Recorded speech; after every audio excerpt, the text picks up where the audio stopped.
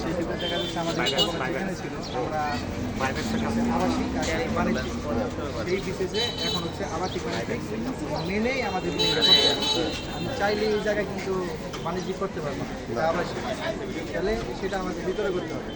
আর যখন বাণিজ্যিক রাস্তার সাথে বিরাট জায়গা রাখবে তারা, পার্কিং এর জায়গা রাখবে, সেটা যখন ইউনিয়ন পরিষদ ছিল সেক্ষেত্রে আমরা যেখানে বিল্ডিংটা রাখছি সেখানে আমাদের এটা দায়িত্ব ছিল, এটা অ্যাকসেপ্টেবল ছিল। এখন যখন সিটি কর্পোরেশন হয়েছে, এখন আপনাদের জায়গাটা তো আমরা মাঠে নিতে পারবো না, অথবা আমার জায়গাটা কেউ মাঠে নিতে পারবে না, আমাদের সময় দিতে হবে। সরকারের টাকা লাগবে আমার জায়গা নিতে, তারপর আমার সময় দিতে হবে আমার ভাঙার জন্য। এটা যে 100 ফিট বদলেই হয়ে যাবে সেটাও একটা সময় লাগবে। এখন যেহেতু আমাদের রাস্তা হয়ে গেছে, আমাদের 100 ফিট পরবর্তী দিকতে হবে যেই রাস্তাটুকু আছে যেখানে ফাঁকা আছে সেই জায়গাটুকু আমরা ছেড়ে দিতে পারি, যেটা আছে যেমন এই জায়গাটা চলাচলের উপযোগী, মানুষের চলাচলের উপযোগী, সে তার দিন শুরুভাবে করছে। আমাদের চ্যানেলবাড়ি মসজিদ ওইভাবে করা হয়েছে, ওইটা ফাঁকা, যেইখানে ফাঁকা আছে সেইখানে তো আমরা চলাচলের উপযোগী রাখতে পারি।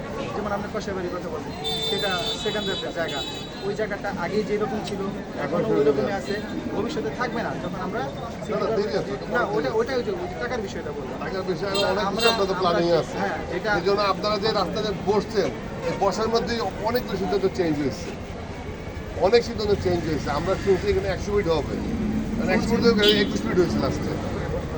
হ্যাঁ, পানি লাইন গেছে, আপনারা গত ওই কাজ ধরুন 1 বছর আগে পানি লাইন বসাইছে নতুন, এখন আবার পাইপ বসাবেন আপনারা এখান দিয়ে। গ্যাসের লাইন জায়গায় জায়গায় লিক আছে, ওগুলি শুধরানো হয় নাই। কাজ করতে গিয়ে বেশি জায়গায় গ্যাসের লাইন লিক হচ্ছে, ওগুলি এখনও লিকেজ আছে, ঠিক করা হয় নাই। তা আমরা তো ভুক্তভোগী, পর্যায়ে গভর্নমেন্ট করবেন আপনারা, আপনারা তো পর্যায়ে আসতেছেন, তো পর্যায়ে গভর্নমেন্ট অপশন কিন্তু চাপ দেবো মানে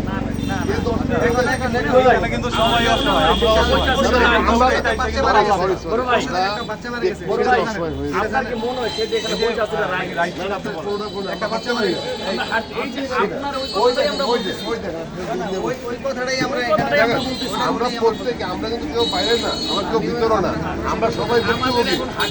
আমাদের এমন অবস্থা হচ্ছে যে একটা লোকের কথা বললে ভাই আমি তো অসহায়, ডাইরেক্ট অসহায়, কাকে বলবো? ওদিনকে এক গাড়ি খাড়া করা হয়েছে এইখানে ডাইরেক্ট, ওইখানে হাঁটতে হয়, এই দিকটা জায়গা নাই, তোমার মাল নামাচ্ছে উদ্যোগ হয়ে যায়, আমরা ওই মাটিটা সাদা মাটিটা আছে না ওইখানে যেতে হয়। আমি কি আমার নিরাপত্তা আছে না? তাকে বললাম ভাই এটা কোনটা, কি করবো? এখন আমি সেটাই বলতেছি, আমাদের ডাইরেক্ট কোনো একটা স্পেস নাই যে একটা মাল নামাবে গাড়ি, কোথায় যাবো? এই যে দেন, এই যে অটোটা দাঁড়া হয়েছে, এখন দেখেন কোথায় যাবে। এটা সমাধান করার জন্য আসছে, হবে হবে কয়েকদিনের মধ্যে হবে, কয়েকদিনের মধ্যে হবে, সমস্যা নাই।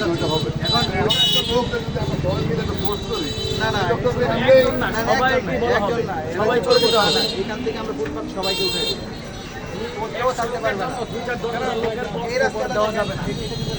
তার মধ্যে দেখেন এখানে তো মাটি ফেলে দিয়ে এই দোকানদাররা কিছু উদ্যোগ নিয়ে হাঁটার একটা ব্যবস্থা করছে।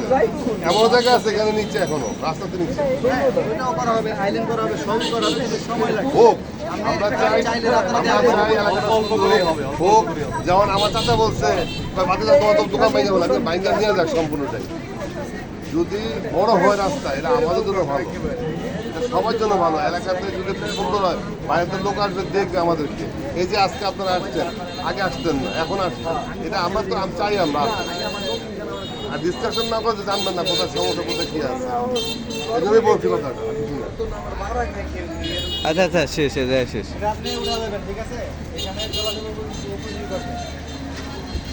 রাস্তা বড় করার মানে এগুলো বসানো না, রাস্তা বড় করার মানে খালি রাখতে হবে সাইডে। সবই বলা হয়েছে, সবাইকে বলা হবে। আগে হচ্ছে বাজারমুখী কাজ, বাজারটা হচ্ছে ভালো তো না না, মেন হচ্ছে বাজার পর্যন্ত সবাইকে বলা হয়েছে আপনি আমাদের সাথে থাকেন, সমর্থন করেন না, আপনারা করেন, আপনারা করেন, আমাদের কোনো সমস্যা নাই, ভয় পায় না, কোনো সমস্যা নাই, কিচ্ছু হবে না, কোনো ভয় পারলো না। আমাদের সাথে থাকলে আপনাদের আগে তো আপনাদের কেউ ড্রেস না এখানে, যারা ড্রেস পরে আমি তাদের সাথে কথা বলছি, আমি অন্য কিছু বলছি, লিগালি কথা করেন আপনারা। কিছু না ভাই। আসসালামু আলাইকুম। আমরা চাইছি ফুটপাত দিয়ে ওটা মানুষ হাঁটে,